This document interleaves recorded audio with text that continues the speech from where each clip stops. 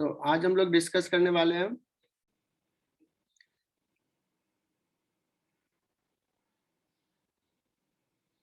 Chapter चल रहा है ईएमआई, उसका एक पार्ट डिस्कस करने वाले बच्चों इंडक्टर।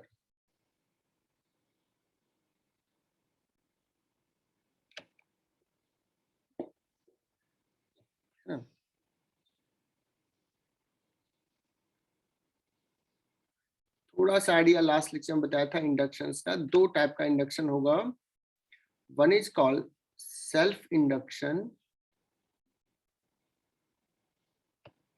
और दूसरा होगा बच्चों that is called mutual induction.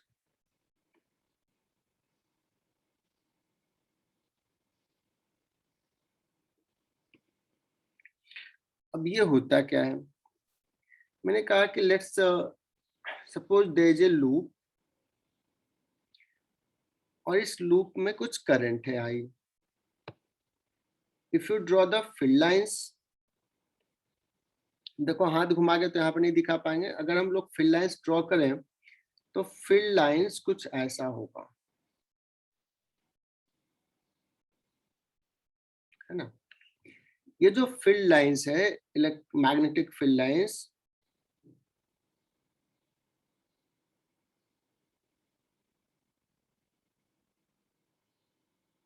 ये फील्ड लाइंस किसके कारण है? Due to current in this circular coil. If I ask you कि क्या इस कॉइल से खुद के फील्ड के कारण फ्लक्स एसोसिएटेड है, खुद के करंट के कारण फ्लक्स एसोसिएटेड है? देयर इज फ्लक्स, कौन सा flux? Magnetic flux associated with the coil due to its own current।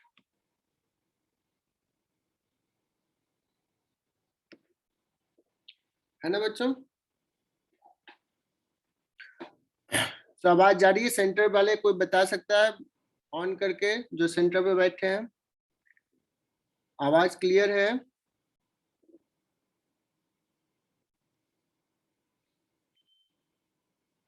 चलो, कुछ बच्चों ने मैसेज किया यस सर। वहां पे भी माइक होगा यार, माइक कोई तो रख लो वहां पे, सो दैट कि तुम बोल सकते हो अगर किसी को डाउट है तो।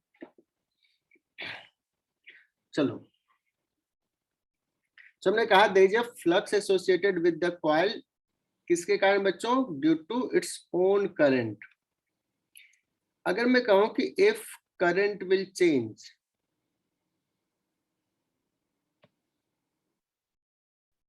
अगर उसका करंट चेंज हुआ, अब फ्लक्स भी चेंज हो जाएगा,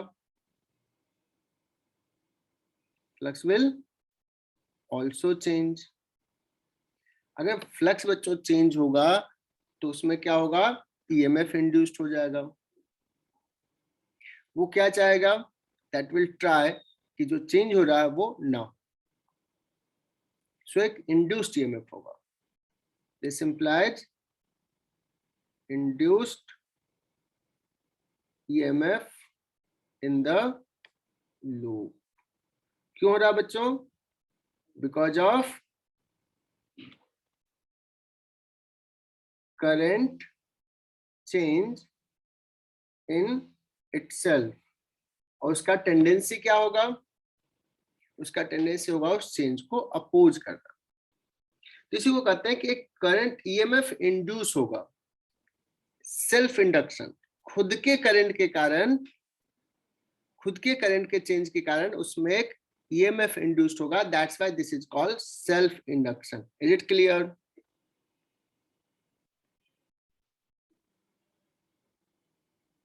है ना? तो हमें इस चैप्टर में यही पढ़ना है, सेल्फ इंडक्शन के बारे में पढ़ना है।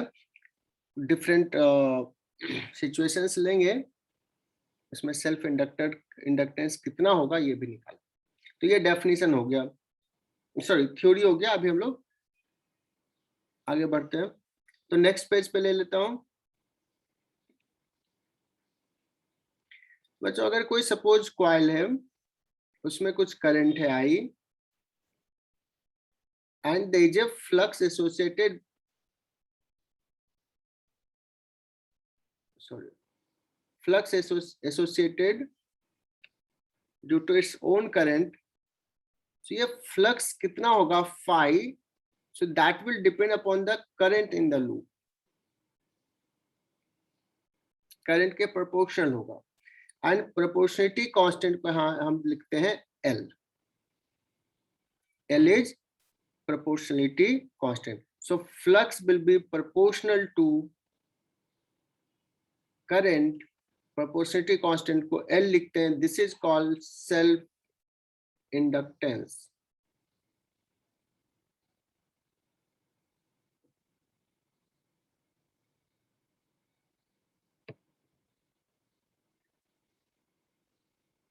This is called self inductance.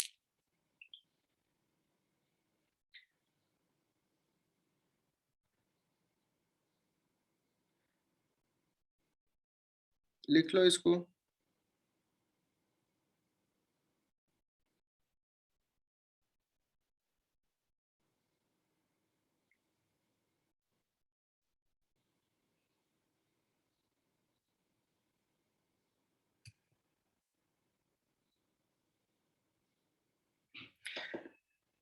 तो अगर ये डेफिनेशन हो गया बच्चों सेल्फ इंडक्टेंस का, कोई पूछेगा कि मैग्नेटिक फ्लक्स का यूनिट क्या होता है बच्चों, तो मैग्नेटिक फ्लक्स का यूनिट होता है वेबर।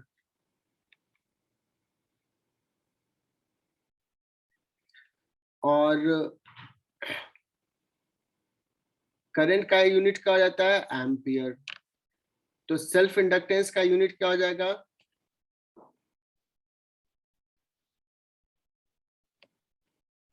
वेबर पर ampere. Is it clear?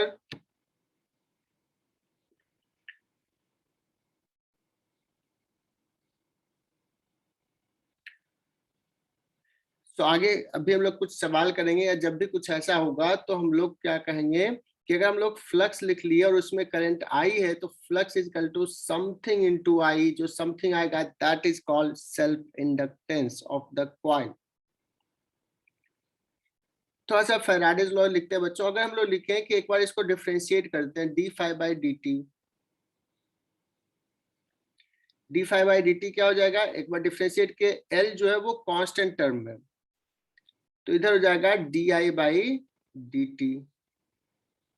That means Faraday's law से कहें तो E इज इक्वल टू होता है minus D phi by D T, that is equal to minus L into D I by D T. तो induced EMF क्या हो जाएगा बच्चों, some constant into D I by D T. ऐसे भी कर सकते, तो एल का डेफिनेशन यहां से भी लिख सकते हैं। लिख लो यहां तक।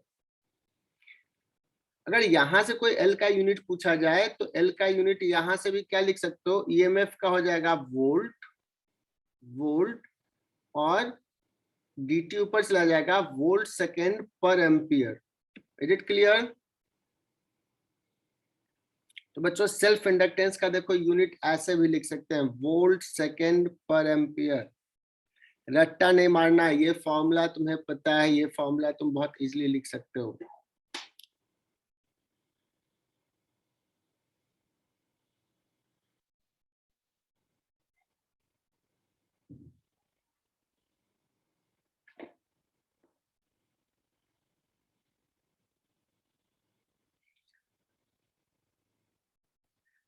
एक सवाल लेते हैं।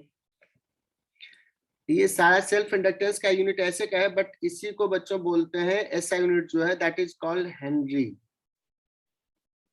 And we denote it by H. तो सेल्फ इंडक्टेंस का यूनिट जो हो जाएगा ऐसा unit that is called Henry.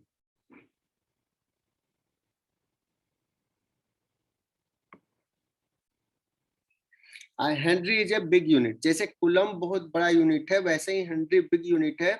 So most of the सवाल में किसी भी इंडक्टर का जो इंडक्टेंस होगा वो मिली हेनरी में होगा, 0.1 milli henry, 0.5 milli henry, 2 milli henry, है ना। Henry is a big unit.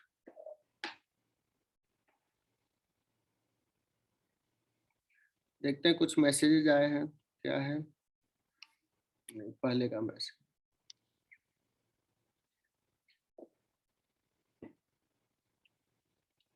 एक सवाल लेते हैं बच्चों। इन ए coil if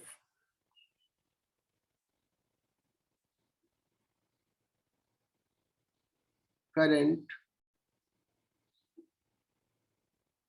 becomes zero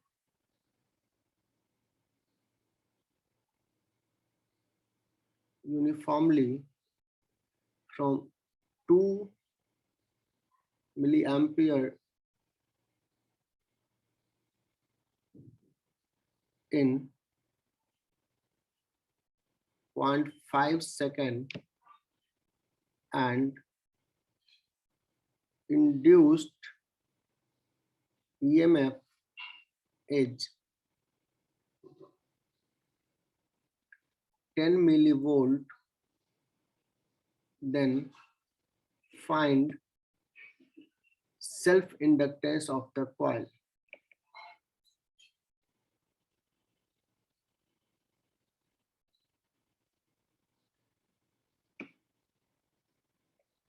Then find self-inductance of the coil. तो बच्चों देखो, हमने इसमें दो फॉर्मूला लिखे हैं। क्या लग रहा है कि कौन सा फॉर्मूला मुझे हेल्प करेगा, फर्स्ट या सेकंड फॉर्मूला? इस सवाल में कौन सा फॉर्मूला हेल्प करेगा, कौन बताएगा?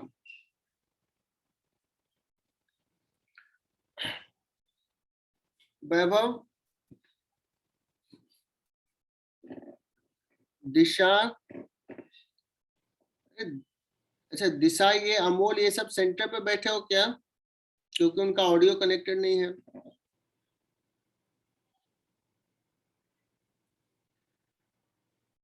बहुत बढ़िया हर्षल, बहुत बढ़िया। Second formula will help. क्यों सेकेंड फॉर्मूला हेल्प करेगा? बिकॉज ईएमएफ इंड्यूस दिया है, मतलब ई दे दिया है बच्चों। डीआई बाई डी टी दिया है क्या? ये भी दे दिया है। तो इंड्यूस्ड ईएमएफ सिर्फ माइक्रो लिख रहा हूं, 10 milli volt, this is equal to 2 milli ampere to 2 milli ampere से जीरो हुआ बच्चों, तो चेंज कितना हो जाएगा? माइट्यूड में 2 मिली एम्पियर चेंज हो जाएगा।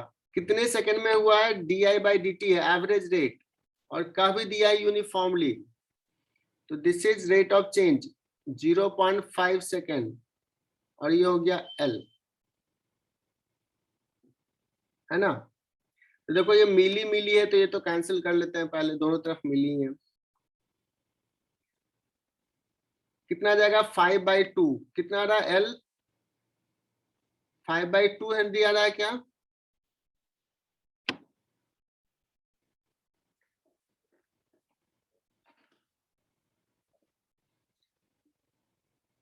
टू 2.5 हेनरी, है ना, बिग बड़ा सा यूनिट आता है।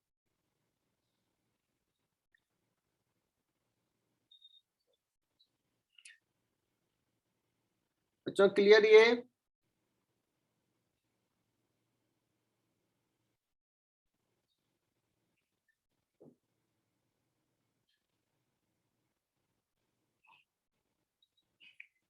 दूसरा सवाल,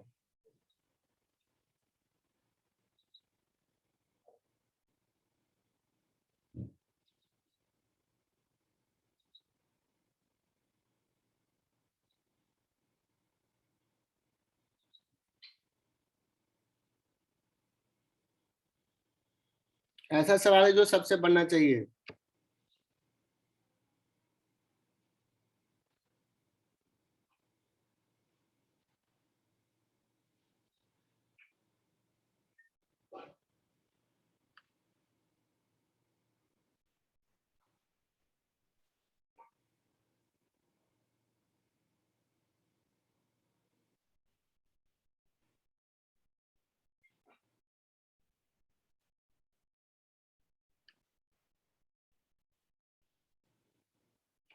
there is a coil whose self inductance is 10 millihenry.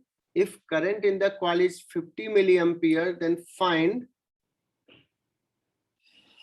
flux, magnetic flux associated with the coil.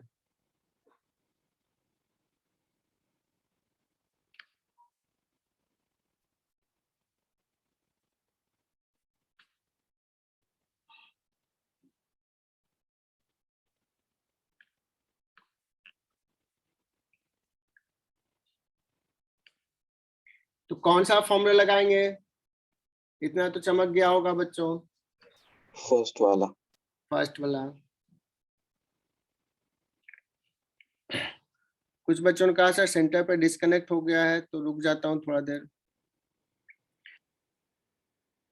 चलो बच्चों, तो ये सवाल हम लोग कर रहे थे। हम लोग फॉर्मूला अप्लाई करेंगे phi equal to Li, because phi पूछा है, मैग्नेटिक फ्लक्स क्या है, सेल्फ इंडक्टेंस इज गिवन और करंट इज आल्सो गिवन। बहुत ही सिंपल सा है बच्चों। 10 मिली हेनरी, तो 10⁻³ हेनरी इंटू आई कितना है 50 इंटू 10⁻³ एम्पियर, है ना। तो ये आ जाएगा 500 इंटू 10⁻⁻6। क्या हो जाएगा बच्चों? फ्लक्स का यूनिट वेबर, सारा ऐसा यूनिट में पुट किया है। That means 5 into 10⁻⁻4 weber. और कुछ बच्चों ने मुझे मैसेज भी किया था, एकदम सही से मैसेज किया है।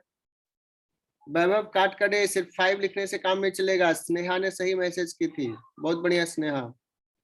उससे पहले रुद्राक्ष ने मैसेज किया था, well done rudraksha.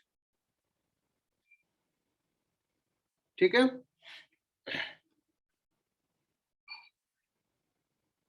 Next.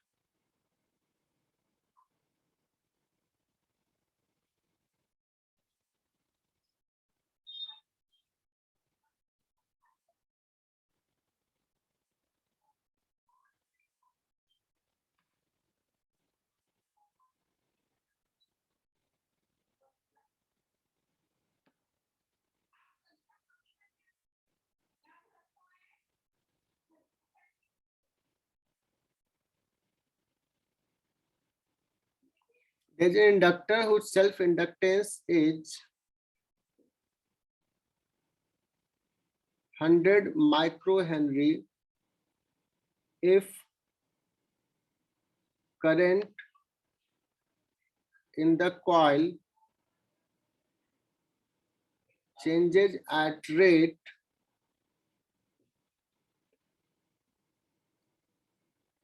10 milliampere per second, then find induced EMF in the coil.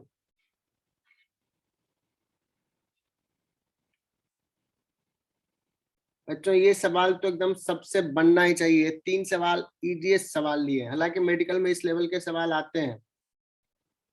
क्या होगा सॉल्यूशन?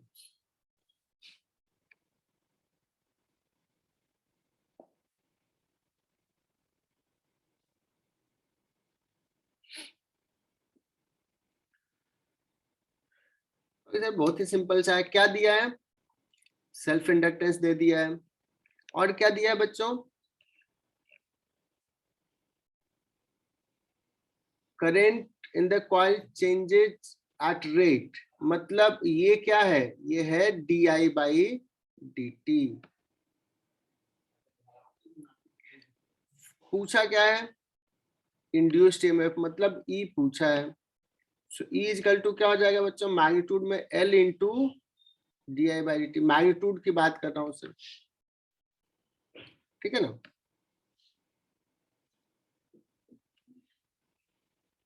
सो L हो जाएगा 100 micro henry 10⁻⁶ into di/dt 10 milli ampere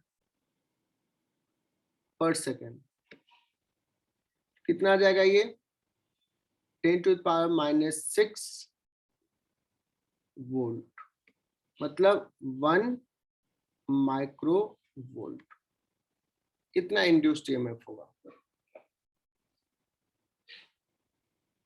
बच्चों क्या ये क्लियर यहां तक?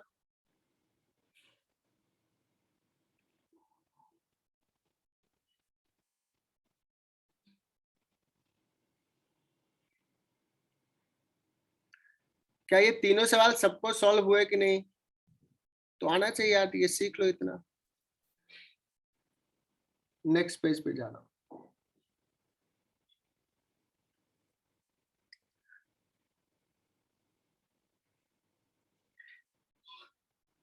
अब ये इंपॉर्टेंट थ्योरी है, लिखो फाइंड सेल्फ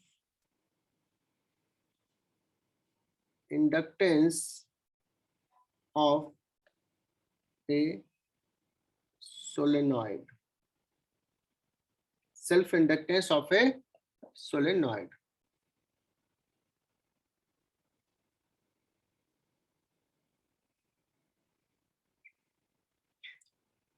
अब सोलेनॉइड का ये डायमेंशंस दिया रहेगा, स्पेसिफिकेशंस दिया रहेगा।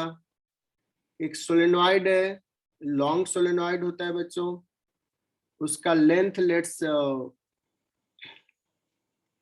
लेंथ ले लिया L, number of turns per unit length ले लिया स्मॉल n, रेडियस ले लेते हैं स्मॉल r, है ना, और इसमें करंट लेते हैं I, और हम अप्रोप्रिएट अप्रोक्सीमेशंस लगाएंगे।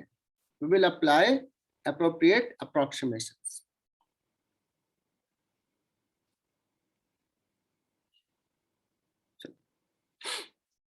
अब बच्चों हमें करना क्या है, अगर कोई भी सिस्टम दे दिया और कहेगा कि इसका सेल्फ इंडक्टेंस निकालो, तो सबसे बेस्ट तरीका होता है कि अपने मन से उसमें मान लो कि करंट है I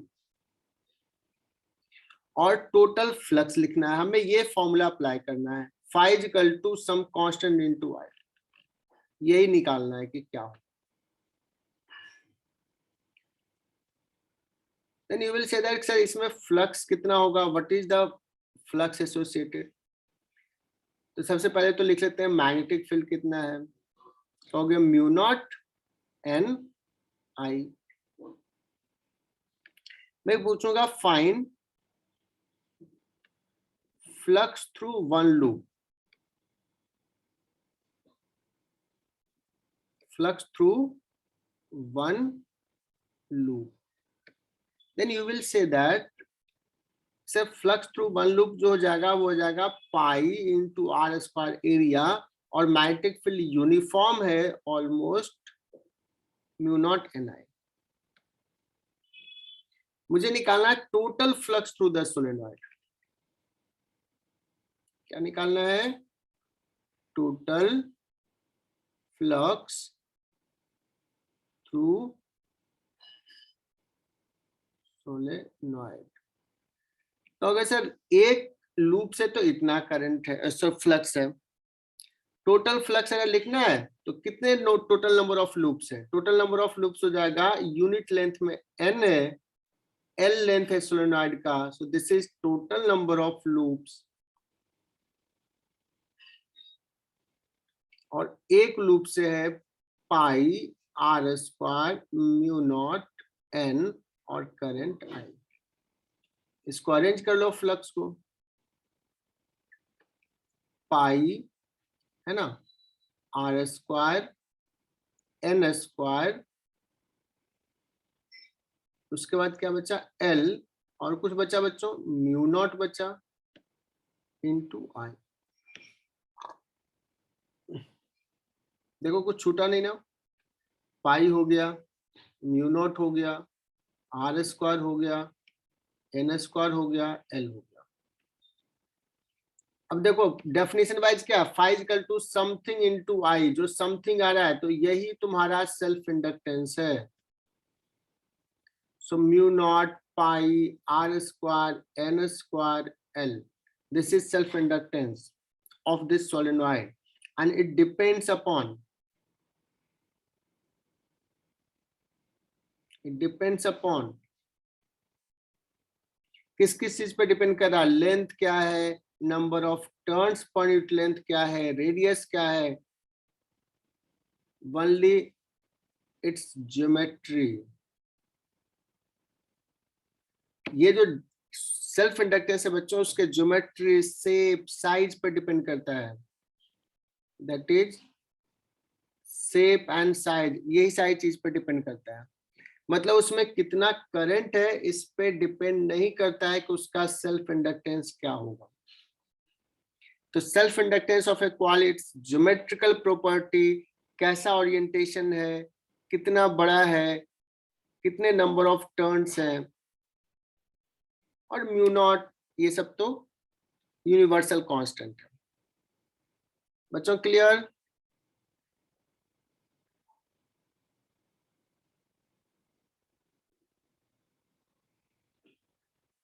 तो एक सवाल ले लूं, self inductance of A solenoid सीख लिया क्या?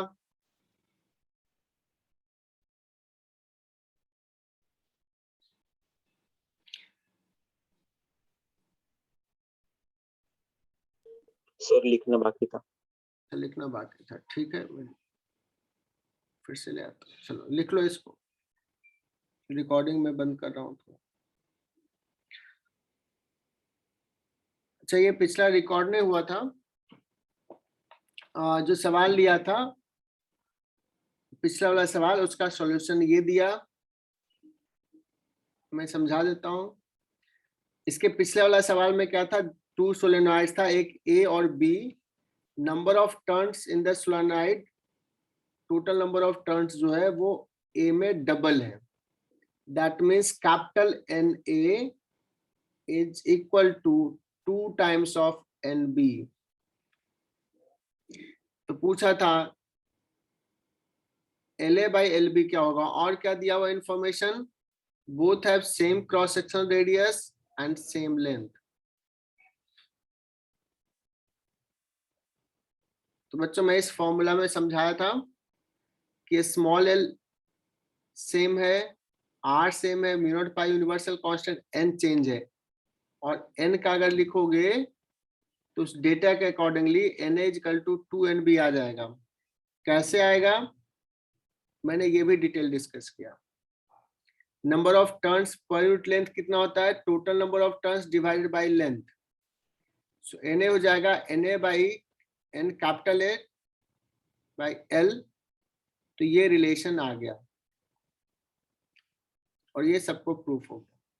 दूसरा सवाल पूछ दिया, 2 solenoid having equal number of turns, that means इसमें क्या कर दिया है बच्चों, N1 और N2 ये इक्वल है,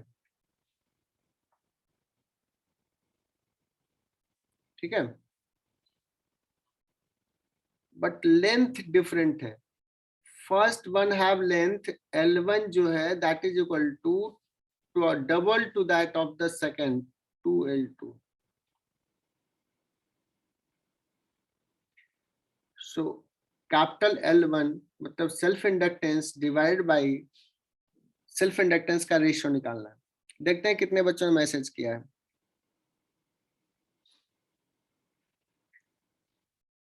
कुछ बच्चों ने 2:1 कहा है, कुछ ने 1:2 कहा है, कुछ ने 1:4 कहा है।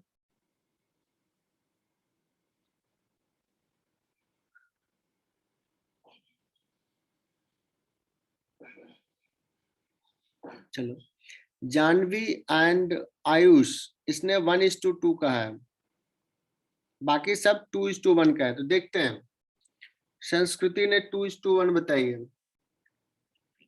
फॉर्मूला देखें बच्चों, क्या था फॉर्मूला, फॉर्मूला देखो, सेल्फ इंडक्टेंस क्या है, mu naught pi r square n square L.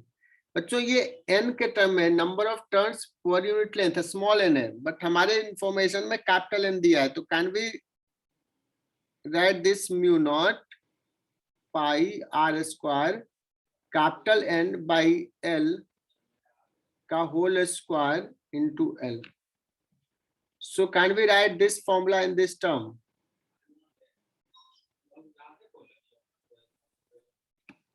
So L1, अब अगर मैं कहूं L1 by L2 क्या हो जाएगा, तो ये हो जाएगा बच्चों L2 by L1. Is it clear? और उसका आंसर हो जाएगा 1/2. पिछले सवाल का आंसर ये सारे बच्चे लिख लें, रिकॉर्डिंग भी चालू है.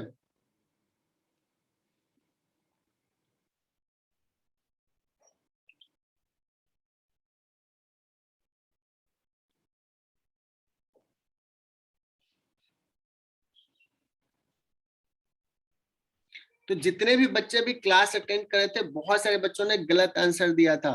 क्या उनकी गलती समझ में आया? रुद्राक्ष, संस्कृति, स्नेहल,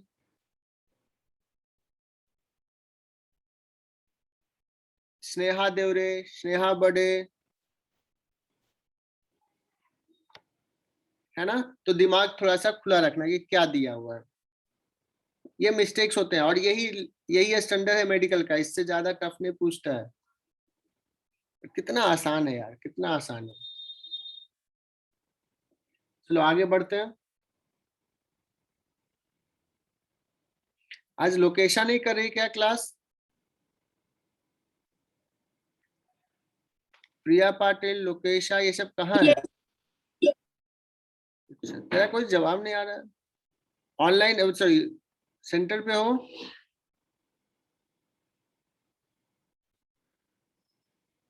शलोनी, शरण्या, सब सेंटर पे है ना?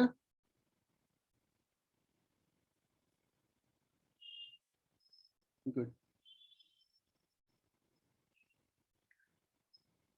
गौरी राव, प्रथमेश सेंटर पे हो? नहीं.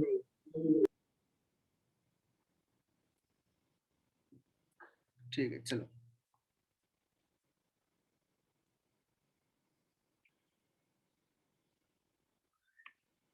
तो बच्चों आगे बढ़ते हैं. हमने self inductance of solenoid discuss कर लिया.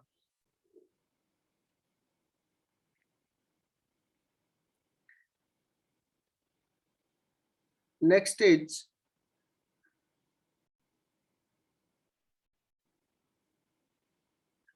तो self inductance of a toroid भी डिस्कस कर लेते हैं, उसके बाद आगे बढ़ते हैं.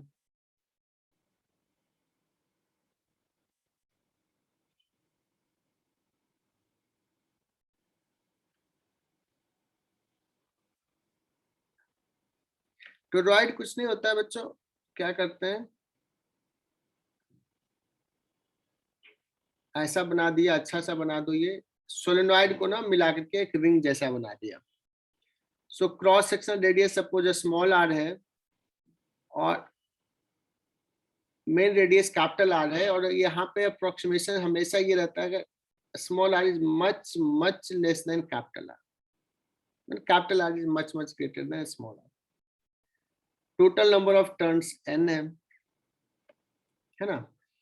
तो बच्चों यहाँ पे मैग्नेटिक फील्ड अगर पूछा जाए तो क्या आ जाएगा? B इक्वल टू कितना होता है? Mu not. किसी को याद है क्या?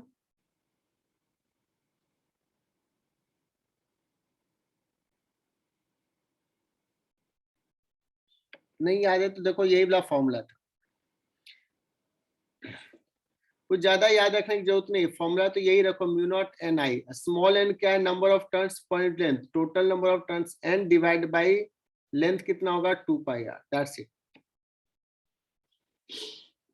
ये हो गया B. बच्चों एक फ्लक्स से, एक लूप से फ्लक्स कितना हो जाएगा? एक लूप से कितना हो जाएगा? तो कहोगे pi small r square into B. लेकिन टोटल नंबर ऑफ टर्न्स कितने हैं? n. तो टोटल फ्लक्स इतने हो जाएंगे. तो जाएगा pi small r square capital N, और B क्या हो जाएगा? Mu naught n I divide by 2πr. Okay.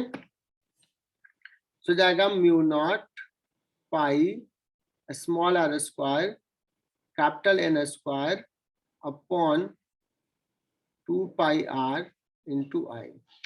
So what is the self inductance of a toroid? Mu naught into small r square into n square upon 2r। सही लिखा क्या बच्चों?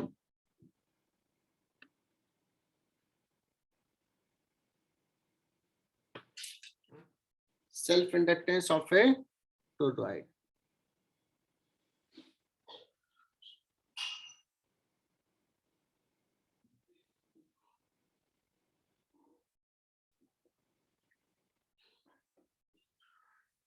चलो आगे बढ़ते हैं।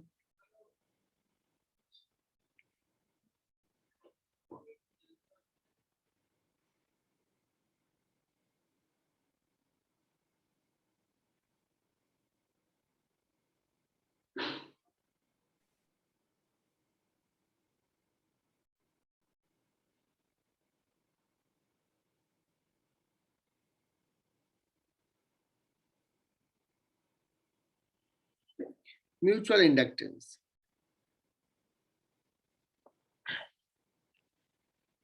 प्रीवियस पेज दिखाओ। चलो लिख लो, प्रीवियस पेज दिखा दिया।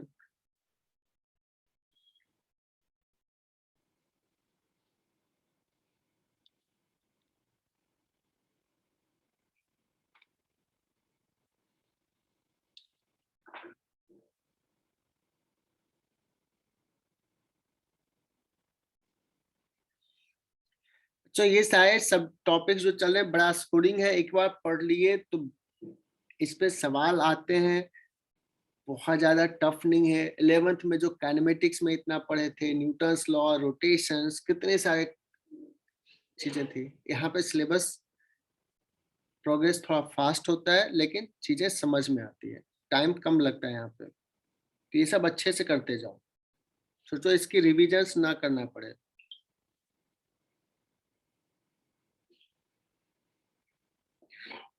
चलो नेक्स्ट पेज पे जा रहा हूँ। Mutual inductance. म्यूचुअल इंडक्टेंस हमने कल लास्ट क्लास में डिस्कस किया था बच्चों। एक कॉइल है, सपोज इसमें करंट है I1, एक दूसरा कॉइल है बच्चों, ठीक है। This is coil 1, this is coil 2।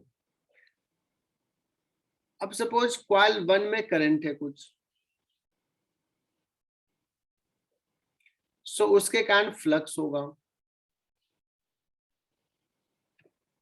तो ये जो फ्लक्स है, this flux is due to, field lines is due to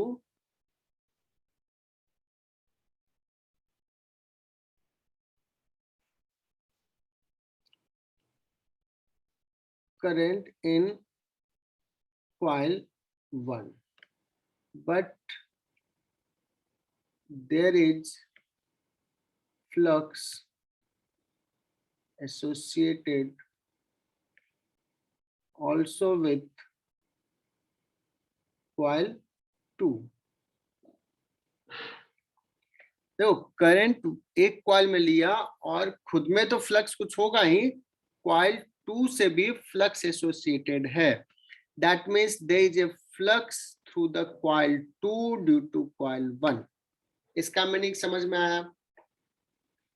flux through coil 2 due to current in coil 1, उसको 5-to-1 बोलेंगे बच्चों।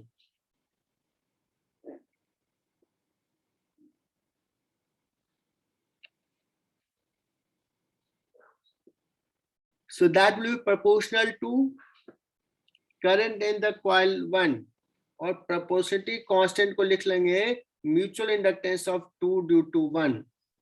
Is it clear?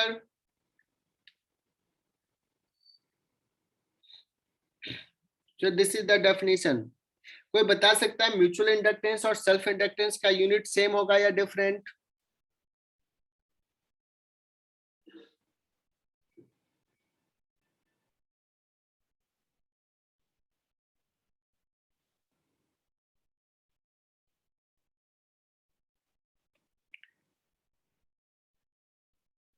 Will have same unit as self inductance। Clear?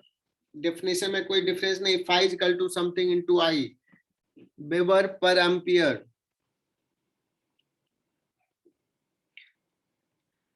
कोई कहा जाए कि sir अगर suppose ऐसा होता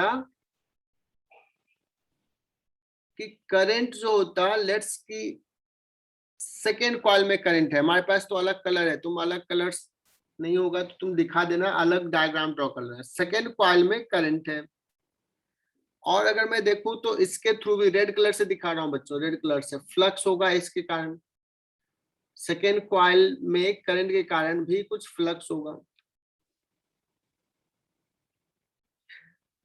तो करंट सेकेंड कॉइल में फ्लक्स 1 से भी कुछ अटैच्ड होगा, we will write flux through coil 1 due to current in coil 2, वो भी होगा कुछ mutual inductance of 1 with respect to 2 और some current in coil 2। Is it clear? और इट इज फैक्ट, हालांकि इसका प्रूफ भी होता है बट बहुत रिग्रेस प्रूफ है, मुझे भी नहीं आता है जनरल केस में, बट ये फैक्ट है कि M12 is equal to M21, और सिंपली कह देंगे M। ये बहुत है इंपॉर्टेंट चीज। म्यूचुअल इंडक्टेंस कॉइल 1 में करंट लेके कॉइल 2 से फ्लक्स निकालो, या कॉइल 2 में करंट लेके करंट 1 फ्लक्स ये करो, प्रोपोर्शनलिटी कांस्टेंट जो आएगा वो सेम ही आएगा। And again just like the self inductance, mutual inductance also depends upon only its mutual inductance also depends only upon its shape, size, orientation, मतलब geometric property है।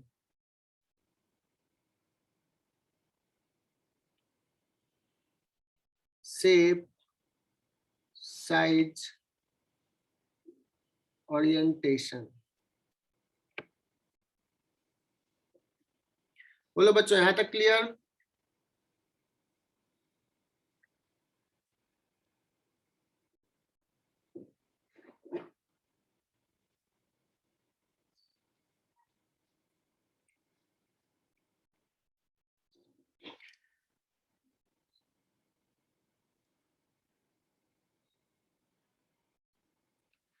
So there are two coil, एक radius है r का और एक दूसरा coil है बच्चों स्मॉल रेडियस r का। This is coil 1, this is coil 2।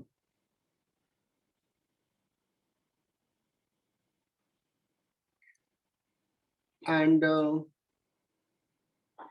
यहाँ पे दिया हुआ capital R is much much greater than small r।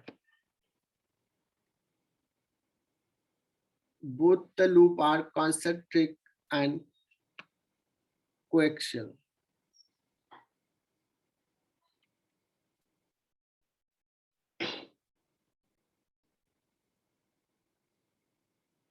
Both the loop are concentric as well as coaxial। इसका मीनिंग समझ में आया?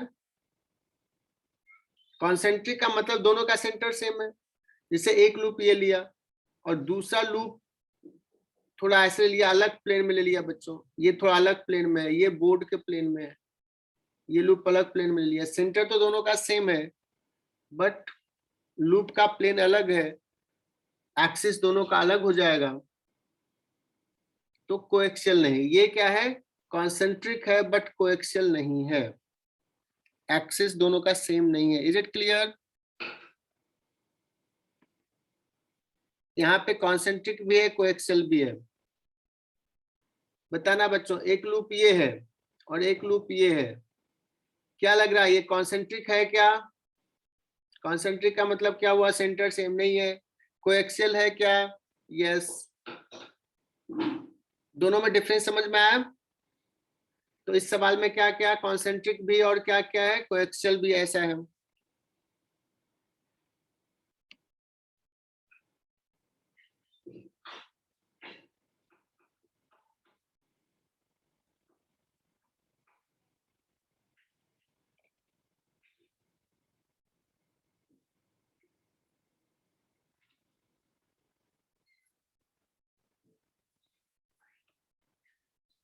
अच्छा, इस सवाल में निकालना है find mutual inductance of this two coil system.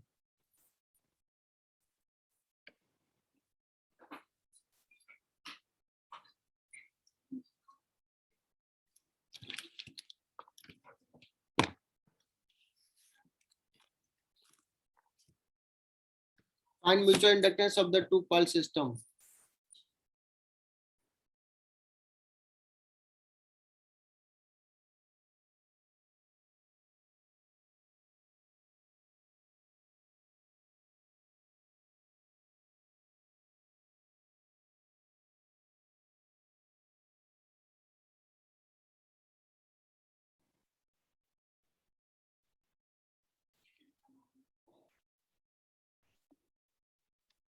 ठीक है,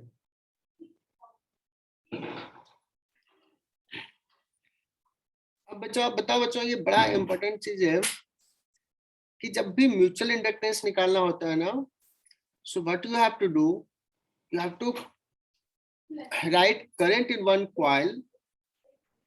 तो किसी एक कॉइल में करंट लिख लो और दूसरे कॉइल से फ्लक्स लिखना है। सो ये तुझे डिसाइड करना होगा कि किस कॉइल से करंट लें और किससे हम फ्लक्स लिखें। तो मैं देखो बता रहा हूं, मैं समझा रहा हूं कि करंट अभी ना बिगर कॉइल से लिखो। सो सेंटर पे वी नो दैट कि सेंटर पे कितना होता है मैग्नेटिक फील्ड बी। सेंटर पे होता है mu naught I upon 2r। ठीक है ना। So let current in bigger coil is I. So flux through the smaller coil, flux through the smaller coil क्या हो जाएगा, B magnetic field into pi r square। अब यहाँ पे approximation देखना बच्चों, अगर मैं सेंटर पे मैग्नेटिक फील्ड बता रहा हूँ कि B इतना है, लेकिन सेंटर से थोड़ा दूर जाएंगे तो अलग होगा, बट बहुत कम डिस्टेंस जाएंगे तो ऑलमोस्ट यही रहेगा। हम अप्रोक्सीमेशन ले रहे हैं, ऑलमोस्ट यही रहेगा, क्योंकि ये स्मॉल आर छोटा है। अगर स्मॉल आर बहुत छोटा नहीं होता तो ये क्वांटिटी नहीं लिखते, बिकॉज बी नॉन यूनिफॉर्म होता। तो ये statement clear, be almost uniform है स्मॉल डिस्टेंस के लिए, इसलिए ये अप्रोक्सीमेशन है। तो बच्चों फाई क्या आ गया, बी लिख लोगे mu naught I upon 2r into pi small r square. This implies mutual inductance, देखो बच्चों ये दो कॉइल का हो जाएगा mu naught pi small r square divide by 2 capital R। Is it clear?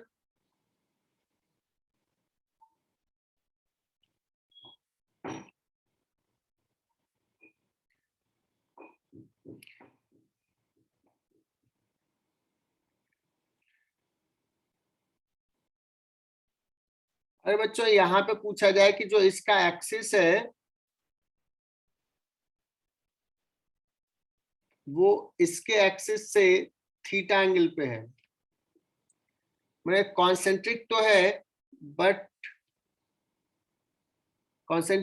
But इसका एक्सिस जो है एक दूसरे से थीटा एंगल पे है।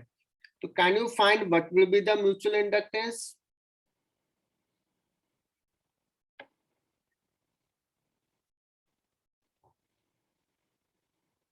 What will be mutual inductance? तो फाई अगर लिखोगे बच्चों तो लिखोगे B into pi r square, और दोनों मैग्नेटिक फील्ड और एरिया वेक्टर के बीच में एंगल हो जाएगा थीटा, सो जाएगा cos theta. So mutual inductance में डायरेक्टली लिखा हूं इस सवाल में, बहुत important, mu naught pi small r square upon 2r cos theta. Is it clear?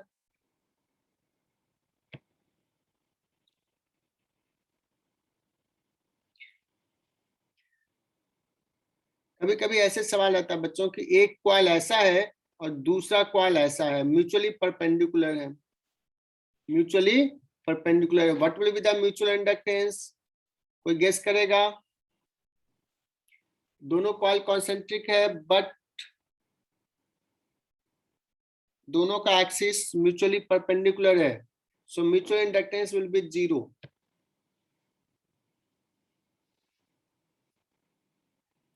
Mutual inductance 0 दिया, परदेसी ने बहुत सही जवाब दिया, बहुत बढ़िया दिया।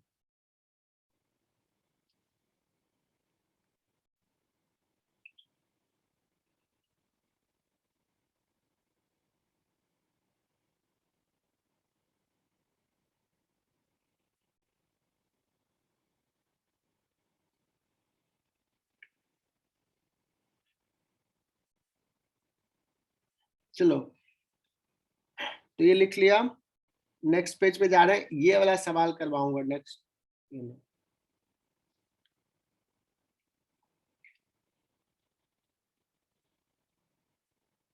एक कॉइल है जिसका रेडियस r है, एक दूसरा कॉइल है बच्चों जिसका रेडियस स्मॉल r है, small r is much much sorry capital R is much much greater than small r, और इससे y डिस्टेंस पे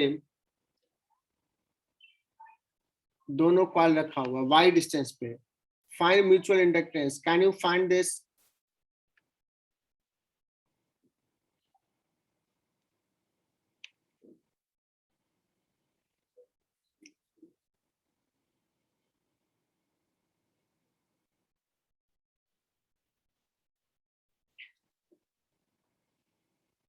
तो करना क्या है बच्चों, एक बड़े वाले कॉइल में करंट ले लेते हैं और इस पॉइंट पे फील्ड लिखते हैं। अब फील्ड किसी को याद है कि आपने नोटबुक पलट के देखो, you remember what is the field on the axis of the coil?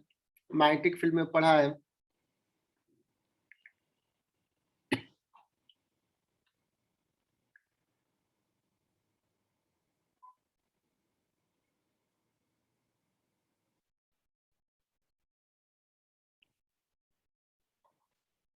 कितना आता है बच्चों एक्सिस पे? Mu naught I upon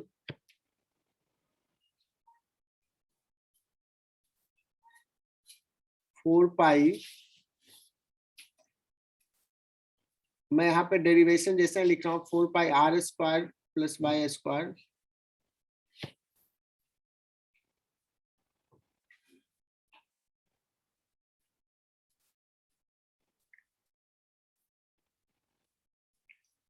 into cos, कौन सा कंपोनेंट इसका आता था? यहाँ पर अगर फील्ड लिखते थे, सपोज ऐसे जा रहा है, आइडियल इसका कंपोनेंट इधर सपोज आता है, इधर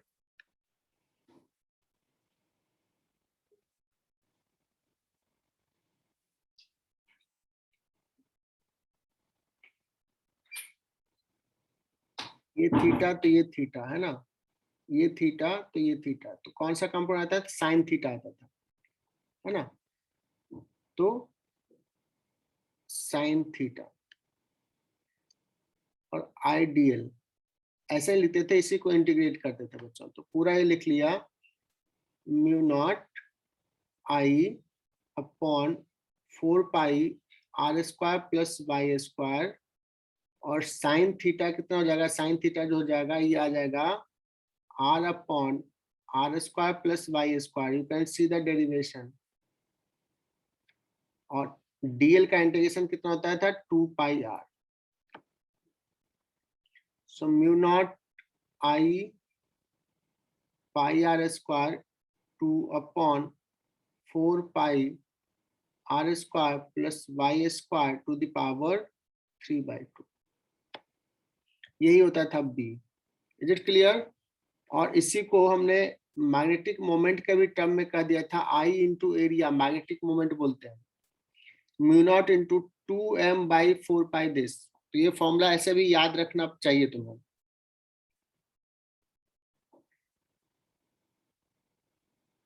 आई होप कि रिवाइज हो गया होगा, मैंने शॉर्ट में रिवाइज भी कर दिया। मुझे लिखना क्या है, मुझे तो फ्लक्स लिखना है।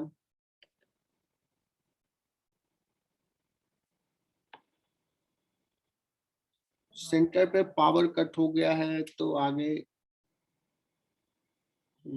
ठीक है, बस इतना लिख लेता हूँ, क्या ही करूं अभी।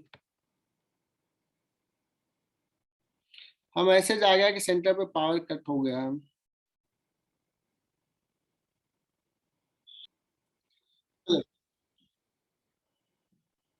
ये स्क्रीन दिख रहा होगा। सो फ्लक्स लिखना है बच्चों, ऊपर छोटे वाले कॉइल से फ्लक्स लिखना है।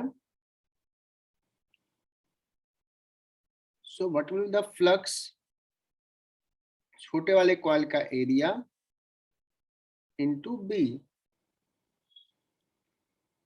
बस ये लिख लोगे, pi small r square mu naught two pi capital r square divided by 4 pi capital r square plus y square to the power 3/2 into I. तो इतना सवाल तब तुम लोगों को नहीं पूछेगा। तो ये होल जो है, this complete is mutual inductance. अरे बच्चों कोई कभी कह दे कि लेट्स इसमें टर्न्स, इसमें लेट्स कि ये जो छोटा वाला है N1 टर्न्स है या N2 टर्न्स है छोटे वाले में, और इसमें एक टर्न नहीं, इसमें भी N1 टर्न है, अगर ऐसा दे दिया तो जब B लिखोगे तो एक टर्न के कारण इतना मैग्नेटिक फील्ड है, N1 टर्न है तो N1 यहाँ पे आ जाएगा। Is it clear? और जब फ्लक्स लिखेंगे तो एक कॉइल से इतना हो जाएगा तो यहाँ पे N2 आ जाएगा। Are you getting my point? तो इन दैट केस यहाँ पे जो टर्न आ जाएगा N1 इंटू N2 आ जाएगा। बोलो कहानी समझ में आया ये?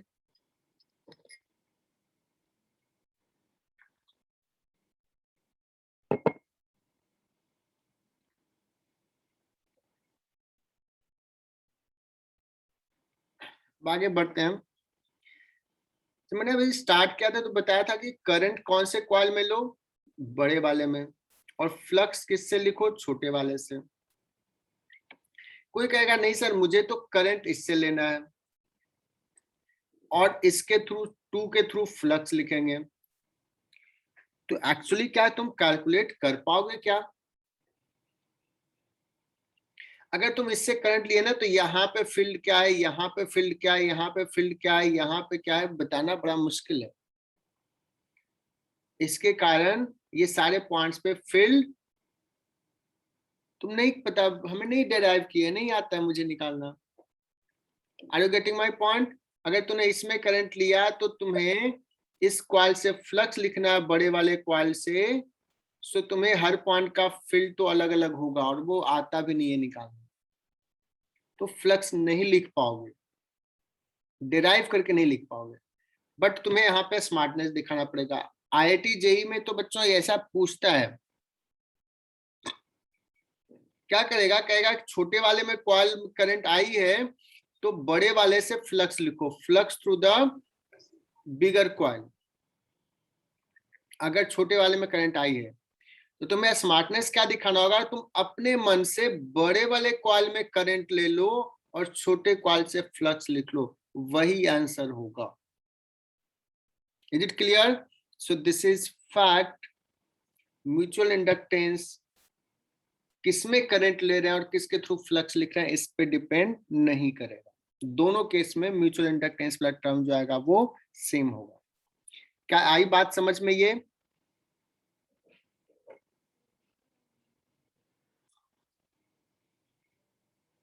चलो मैंने बोल दिया, कुछ दिमाग में कुछ तो गया होगा, जब जरूरत ऐसा पड़ेगा तुम कर लो। अब आते हैं, बड़ा ही फेमस सवाल है।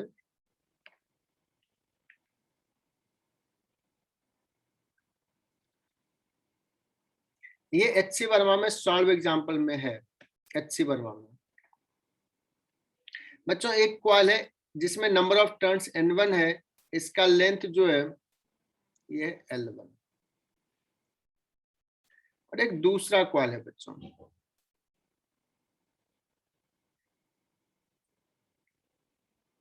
अब इसमें बड़ा छोटा करना थोड़ा सा मुश्किल है क्योंकि इसका क्रॉस सेक्शन या बड़ा है बट लेंथ छोटा दिया है। इसका लेंथ है L2, इसमें number of turns per unit length है N2, और मुझे ना म्यूचुअल इंडक्टेंस निकालना है। तो ये जेई लेवल का सवाल है, केवीपीवाई लेवल का सवाल है।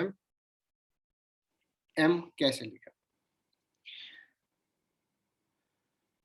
इसका रेडियस सपोज ले लिया है R1 और इसका रेडियस ले लिया है R2, बड़े वाले का। तो बच्चों तुम लोग गेस करो कि किसमें करंट लें और दूसरे से फ्लक्स लिखना है। करंट कौन से कॉइल में लूं, फर्स्ट वाले कॉइल या सेकंड वाले कॉइल? दैट मीन्स यहाँ पे कहूं कि ब्लैक वाले कॉइल में करंट लूं या रेड वाले में? कोई गेस कर सकता है? क्या तुम लोग दिमाग लगाते हो? कोई देखो। रुद्राक्ष एकदम सही जवाब है। रुद्राक्ष बहुत वेल डन।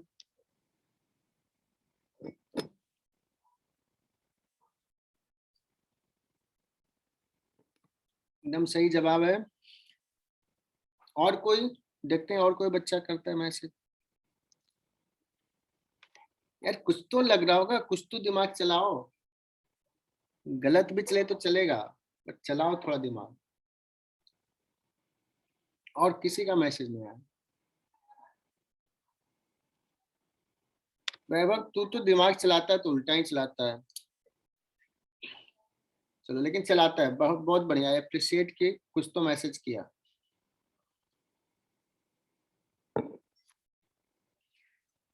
तो रुद्राक्ष ने कहा कि सर फर्स्ट वाले कॉइल ब्लैक वाले में करंट मानो। यस, करंट फर्स्ट वाले मानते हैं।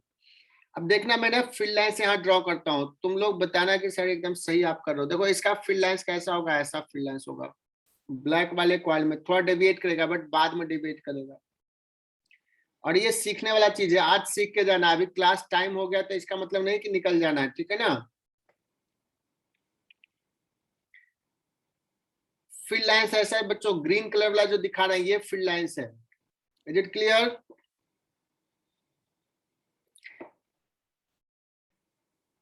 मुझे लिखना है यहाँ पे जो ग्रीन वाला जो है इसका मैग्नेटिक फील्ड बी कितना हो जाएगा, म्यू नॉट N1I या N2I होगा सर? N1I। मैं लिखता हूं बच्चों, flux through one coil of radius R2। R2 वाला जो सोलेनॉइड है उसके एक कॉइल से फ्लक्स कितना होगा, एक कॉइल से।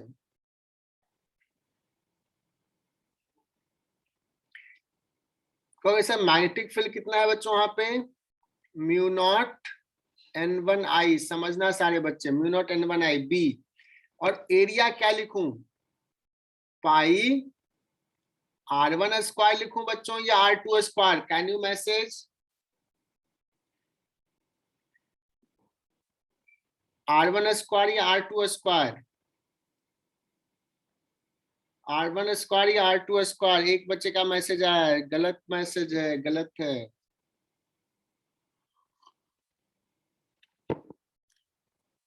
बच्चों ये है R2 वाला, इसको ऐसे दिखा रहा हूं, ये R2 का है, यही क्वाइल से लिखना है। बट जो मैग्नेटिक फील्ड है वो कितने एरिया में है? मैग्नेटिक फील्ड लाइंस देख रहे हो, ये कितने एरिया में है बच्चों? R1 में ही है। तो ये मैग्नेटिक फील्ड सिर्फ R1 में है, बाकी जगह तो मैग्नेटिक फील्ड है ही नहीं, बाहर में तो मैग्नेटिक फील्ड 0 है। तो ये हो जाएगा R1 स्क्वायर। ये समझने वाली बात है, आज के क्लास में जितने बच्चे बैठे हैं वो क्लियरली समझ जाएं। पाई R1 स्क्वायर इंटू बी।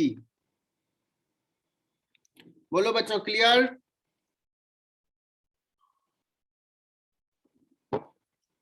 क्योंकि मैग्नेटिक फील्ड बस इतने ही रीजन में मैग्नेटिक फील्ड है, इसके बाद नहीं है। तो ये R2 बड़ा हो छोटा हो डजंट मैटर, यही तो फील्ड लाइंस है।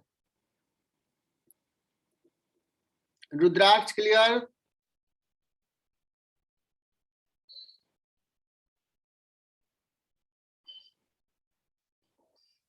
लेकिन मुझे तो निकालना है टोटल फ्लक्स। बच्चों टोटल फ्लक्स किसके थ्रू? पहला कॉइल में करंट लिया तो दूसरे कॉइल के सारे लूप से। तो टोटल नंबर ऑफ लूप्स कितने हैं? N2 लूप है यूनिट लेंथ में। टोटल नंबर ऑफ लूप्स हो जाएगा N2 into L2 into flux through one coil. ये नंबर ऑफ लूप्स हो गया।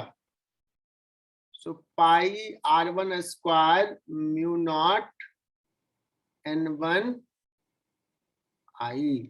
सो म्यूचुअल इंडक्टेंस कितना हो जाएगा? म्यूचुअल इंडक्टेंस हो जाएगा पाई R1 स्क्वायर म्यू नॉट, पहले आ जाएगा म्यू नॉट, और क्या आ जाएगा बच्चों? N1 N2 into L2। This is mutual inductance.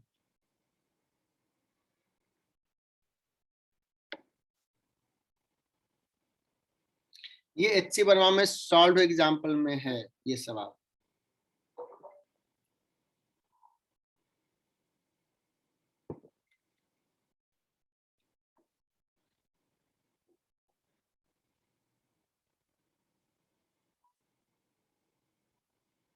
चलो बच्चों, अब लिख रहा है कि you have created maximum number of page, तो अब पेज भी नहीं क्रिएट कर रहा है। दूसरा कहाँ पे लिखूं?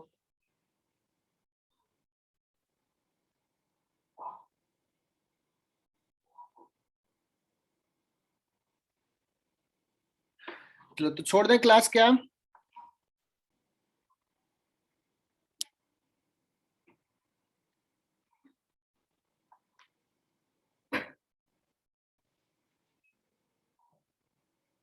ठीक है, वैभव का मैसेज सबसे पहले आया सर, रहने दो क्लास, अब छोड़ दो। ठीक है,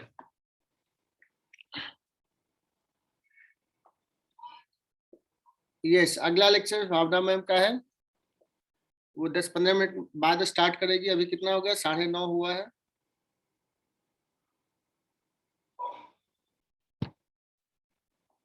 एंड देन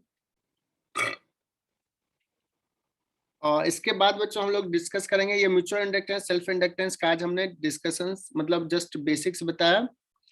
इसके एप्लीकेशंस नेक्स्ट क्लास में होंगे एंड 2 लेक्चर्स में EMI पूरा चैप्टर कंप्लीट हो जाएगा। तो तुम लोग HC वर्मा से या NCERT, बच्चों 12th के टॉपिक NCERT से पढ़ सकते हो। So go and read from NCERT। और तुम लोग आज ही एक चीज पढ़ना, उसमें एडी करंट, ये भी थोड़ा सा खुद से पढ़ना।